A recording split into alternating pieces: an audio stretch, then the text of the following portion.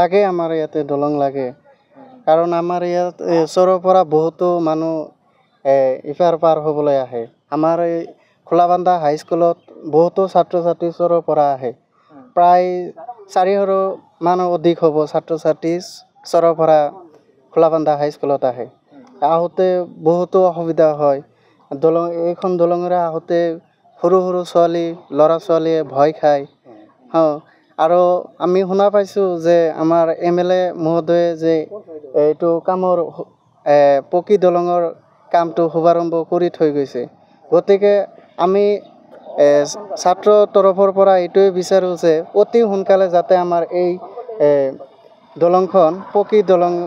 হিচাপে মেৰামতি হয় আমি এইটোৱে বিচাৰোঁ ছাত্ৰ ছাত্ৰীটো তেতিয়া দলং নাথাকে তেতিয়া নাৱেৰে পাৰ হওঁতে কেতিয়াবা যে 8 বজাত আহিও আমি স্কুলত যে সময়মতে ক্লাছ ধৰিব নোৱাৰোঁ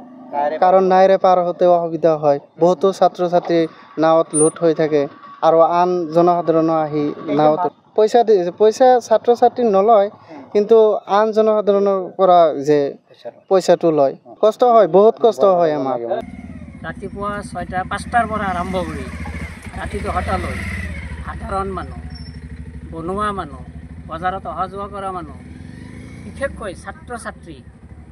নহ'লেওতো 300 ছাত্ৰ ছাত্ৰী ৰাতিপুৱাই পাৰ হয় কেতিয়াবা এইখন দলঙত চাইকেল লৈ পৰি যোৱা ঘটনাটো আমাৰ কাণত আহে বা আহিছে আমি জানিছোঁ গতিকে আমি